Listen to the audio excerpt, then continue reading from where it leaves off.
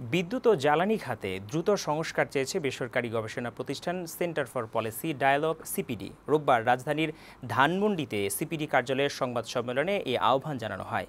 মূল প্রবন্ধ উপস্থাপন করেন সিপিটির গবেষণা পরিচালক খন্দকার গোলাম মোয়াজ্জেম। তিনি বলেন, বিগত সরকারের আমলে বিদ্যুৎ খাতে নানা অনিয়ম হলেও বেশ কিছু উন্নয়ন প্রকল্প চলমান রয়েছে।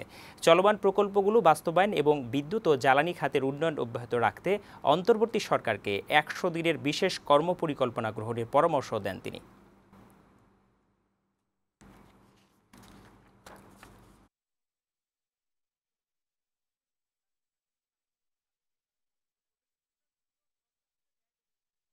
2041 সালে আমরা বিদ্যুতের যে হিসেব দিয়েছি ২৭,০০০ মেগাওয়াট অ্যাকচুয়াল ডিমান্ডের হয়তো দরকার হতে পারে, কিন্তু তার বিপরীতে লক্ষ্যের ভিতরে ধরা হয়েছে ৫৮,০০০ মেগাওয়াট, মানে যেটা মোটেই আসলে সেই পরিমাণ আমার কখনোই চাহিদা তৈরি হবে না। সুতরাং এই যে জিনিসগুলো, এই জায়গাগুলো কিন্তু আগামীতে বড় সংশোধনের অংশ হিসেবে আইপিএমপি সংশোধন এবং তার আলোকে অন্যান্য যে সংশ্লিষ্ট প্ল্যানগুলো রয়েছে সেখানে সেটার সংশোধন দরকার পড়বে।